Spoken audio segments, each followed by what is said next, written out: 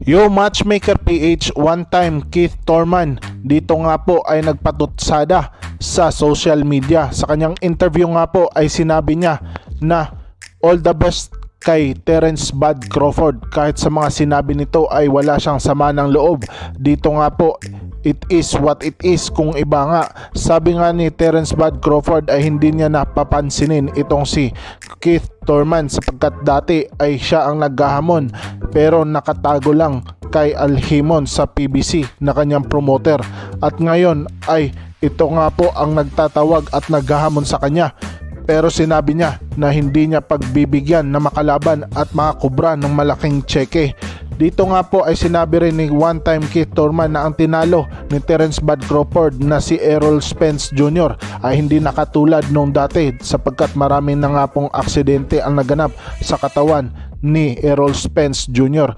Kung si Keith Thurman daw ang lumaban kay Errol Spence ay ganon din ang mangyayari at sasapitin sa kanya, kaya walang dapat ipagyabang daw si Crawford sapagkat ang tinalo niya ay hindi nakatulad nung dati.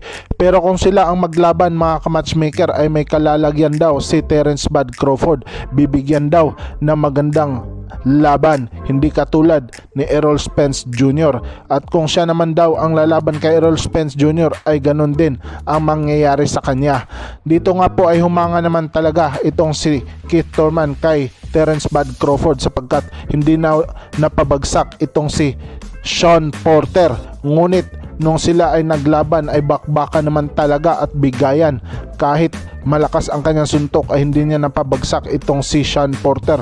Ngunit nung siya ay nalaban ay parang batang kawawa itong si Shawn Porter. Biglang dumapa sa ibabaw ng lona at napahinto nga po ang laban. Hindi nga po natapos ng 12 rounds sapagkat mismatch talaga ang kanilang bakbakan at pinahinto na lang ng ama ni Shawn Porter. Kaya sabi niya na all hail the King Crawford.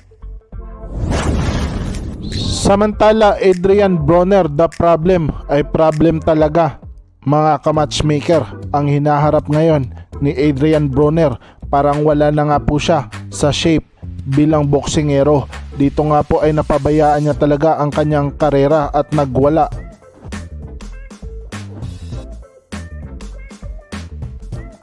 Maalala nga natin na last niyang laban under promoter na kay Don King na isang tuso din na promoter, at malalaman natin mga ka-matchmaker ang kanyang pagwawala sa McDonald's. Dito nga po